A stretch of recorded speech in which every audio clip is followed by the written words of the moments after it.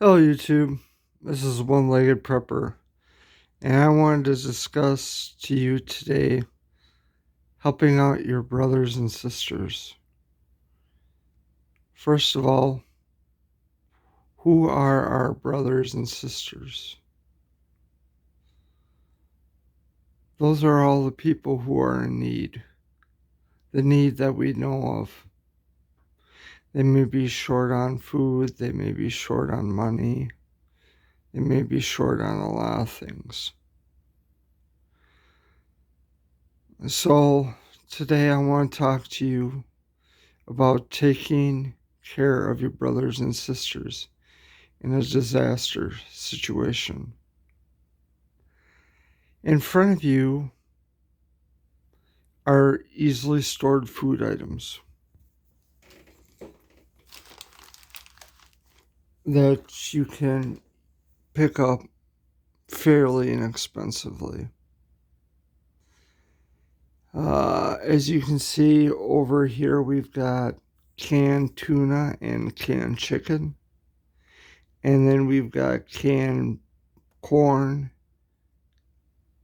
green beans, uh, canned carrots, and garbanzo beans.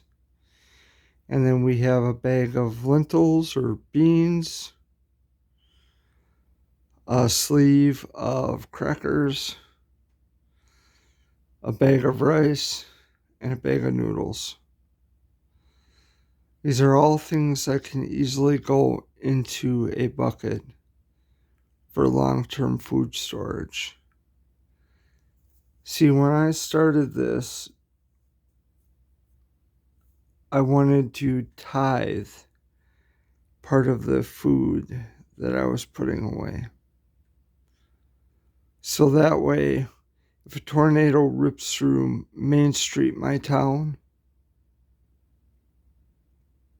I can go to the houses of the people who lost everything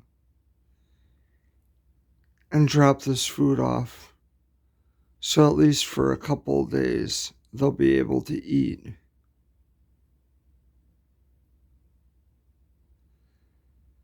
And what's nice about these foods is they're still fairly inexpensive. Canned goods are less than about $1 a can. Sometimes you can get them 2 for $3 or whatever. Every time you go to the grocery store, just pick up an extra can of something, an extra bag of something, and then start throwing it into a bucket. Have 3 or 4 buckets, one for rice, one for beans, and one for noodles. And just start collecting the stuff, and after a few months, you'll notice that you have quite a bit.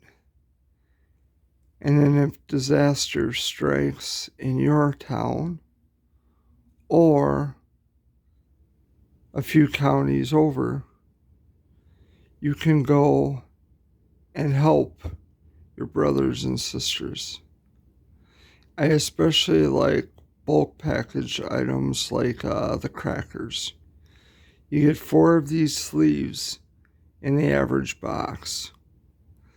So let's just say your goal is to help 12 families. You buy 3 of those, and you've got 12. The bag of rice, you buy 12 of those, and you've got 12 to help people. Same thing with the canned goods and everything else. We can't always rely on the government to help us, to help save us, because oftentimes they're just not there. But what we can do is take it on to ourselves and even our churches. Talk to your pastor. We're developing a bucket program at my church, where we're going to have 12 buckets of food for those people who are in need, where people out in the community can come and give us information on people who are struggling financially, so we can give them a bucket of food, which would last about a week. I know a week isn't much, but you're buying time. The church's week's worth of food will get them through to a point to where they can go to a food pantry and maybe get 3